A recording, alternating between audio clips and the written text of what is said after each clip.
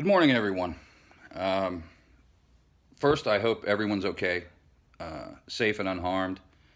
Um, the the last several days have been pretty intense, and I know a lot of you um, are probably emotionally a bit drained, and some of you, unfortunately, physically unwell due to the intensity of the things going on around us. So I hope that's the case. I hope everybody's okay. Um, I need to address one thing, and it's a fairly brief analysis here. We can go into more in-depth detail if you'd like to uh, DM me or give me a call. I'd be more than willing to discuss some of the intricacies about the subject I'm going to broach today. So um, I need to address. Excuse me. I don't need to. I feel compelled to address the disparity in our news cycle. And um, this is to help everyone, I think, understand um, how and why um, there are so many people fighting the clear will of the people regarding Black Lives Matter and regarding police reform. So the news is a very interesting thing. Um, it's it's such a complex machine that trying to identify the bits and parts that don't work is a bit like working on a motor vehicle and saying, "Hey, this thing has a little stutter in it." Could be, that could be 1,000 things. A mechanic has to go in there and try to determine what that problem is. Um, and sometimes the first guess is wrong. Um, it's the reason why they started putting computers in cars so they can analyze this thing. But we don't have any such analysis available to us outside of our own brains regarding the news cycle. So, number one, peaceful protests are the norm. Let me say that again. Peaceful protests are the norm. A massive, overwhelming majority of the demonstrations and protests that have occurred in American cities since the killing of George Floyd have been peaceful. Um, they've also been extremely well attended. If you go and look at the crowds in LA yesterday, I think yesterday, you'll see right away this is a um, massive organization or loose organization of protesters and demonstrators supporting police reform. And yet, you will see reports from the liar in chief and some news outlets that indicate, oh, they're pretty small. These crowds aren't very big. And you have to start asking yourself why they would say that when directly opposing that opinion are photographs, are films of the events. So I won't get into to the ins and outs of why they're trying to change that narrative. Um, I will just merely point out that that is what news agencies do. They sensationalize or desensationalize events to better serve, and listen to this carefully, to better serve their viewership. Not with truth, but with comfort and opinions with which they agree. People watch, read, and listen to largely opinions they agree with. It reinforces their psychological need to be right. When that's challenged, their reaction often is one of incredulity that then informs their choices in regards to news. So, a great illustration of this is the number, the sheer volume of Fox News analysts insisting that systemic racism does not exist in this country. Now, that is utterly counter to any and all historical record and factual evidence. But that's not important to the news channel. What's important is the viewership. They're there to sell advertising. And insane white people in bunkers in Idaho don't want to consume certain facts. They make them uncomfortable. They make them angry a lot of times because of the level of discomfort that they feel. Now, I want to flip that over a little bit and make sure I mention that the same thing happens with other news sources in opposition to that viewpoint. Exaggeration and prevarication are the norm for news agencies, okay? But they frame it in such a way as to be a report on someone else's lie. Okay, so they'll say, well, clearly this is so-and-so's opinion. But they don't present any counter-argument to it, any evidence against it, etc. It is pure and simple a system created to sell advertising. Okay, so people say then, Jeff, where do we get our news? Well, you can find some of the truth by watching all of the news channels, pulling that information into one giant pool, and then trying to wring from that the truth, or at least some aspects thereof. The idea that Trump supports peaceful protests has been something that he has been saying in the press a lot. He is a disingenuous jackass, as we all know, because not one time has he mentioned his support for Black lives threatened by the police.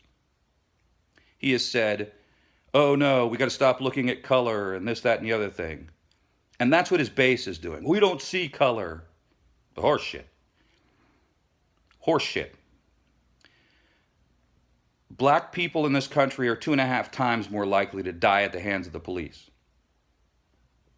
That clear disparity is exactly what people are talking about. It's the reason for the Black Lives Matter movement. But Trump, again, a known liar,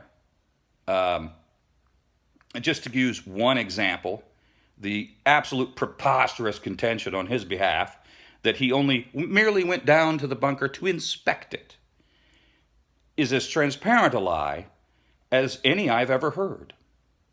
You merely have to go and look at the videos where he contradicts himself to know that this man reflexively does not tell the truth. People who deny that, that's the case, are not just misinformed, they're willfully misinformed. They want him to be right because He is that John Wayne macho piece of garbage that everyone wants to be. That's the truth.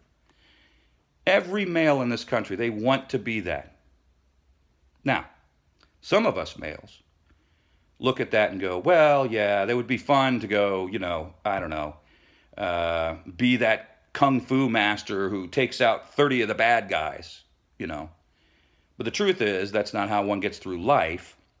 And being confrontational is not going to earn you any respect at all.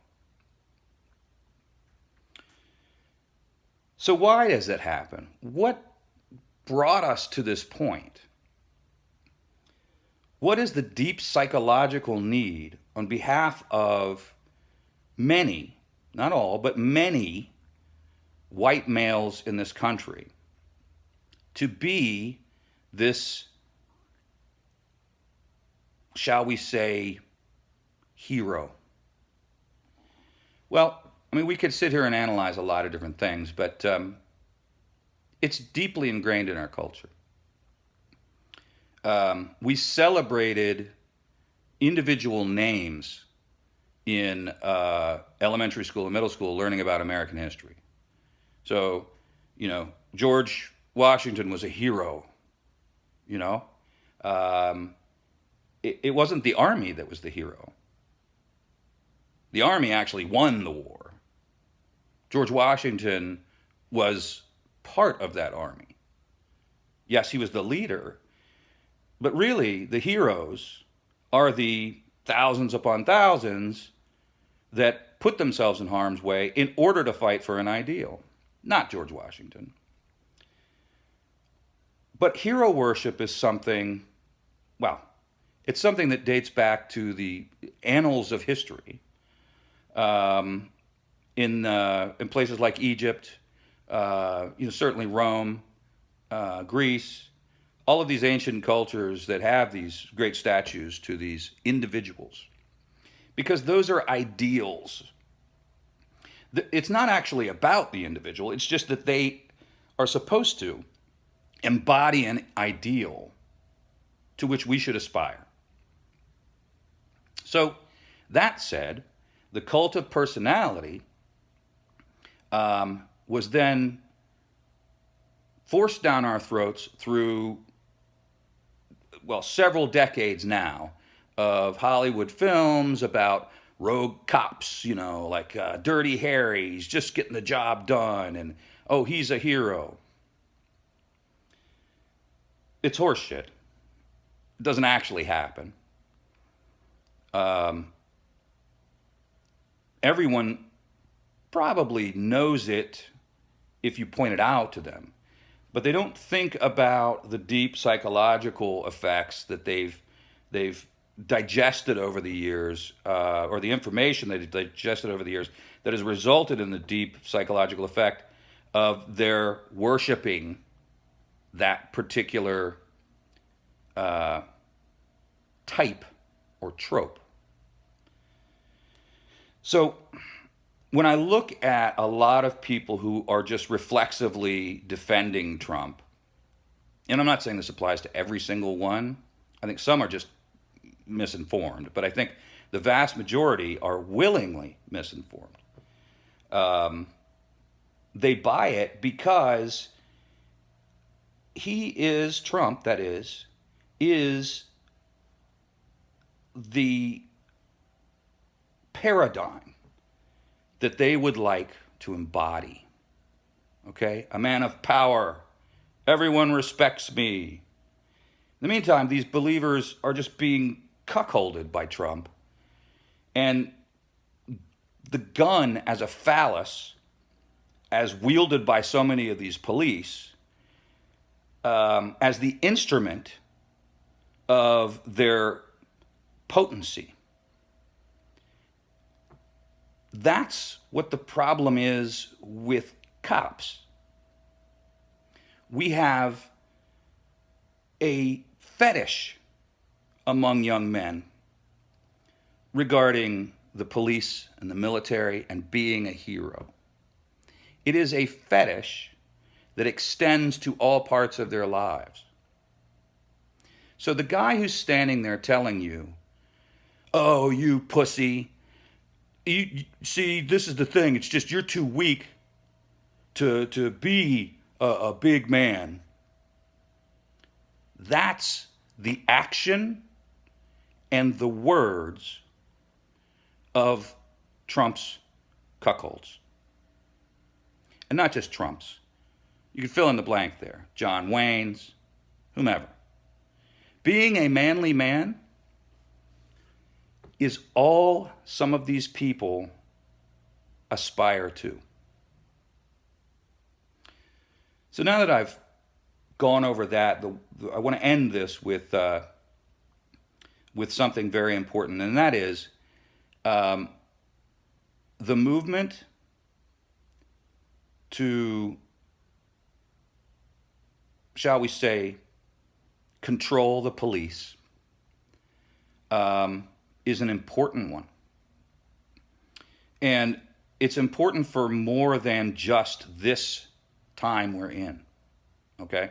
It's important for the future of the United States of America. Black lives need to be valued in exactly the same way white lives are.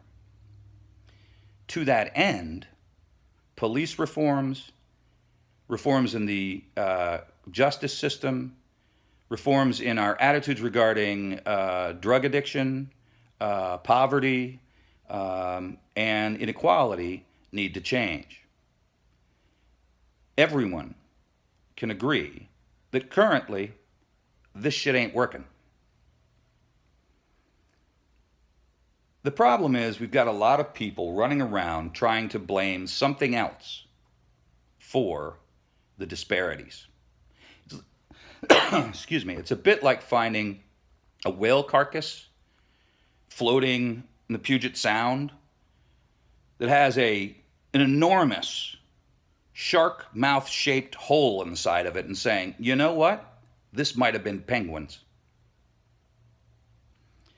You can see the giant chunk taken out in the exact shape of a shark's mouth, and yet, you're willing to look for any alternative so as not to vilify sharks.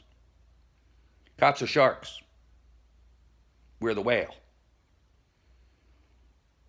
In particular, black people are the whale in this country. The ones getting nipped at over and over again by these sharks, because that's the system in which they operate. Again, that's the system in which they operate. It's been put there, and over decades upon decades upon decades, reinforced psychologically. So that even when laws are passed that protect individuals from racial profiling, that type of thing, they're circumvented in reality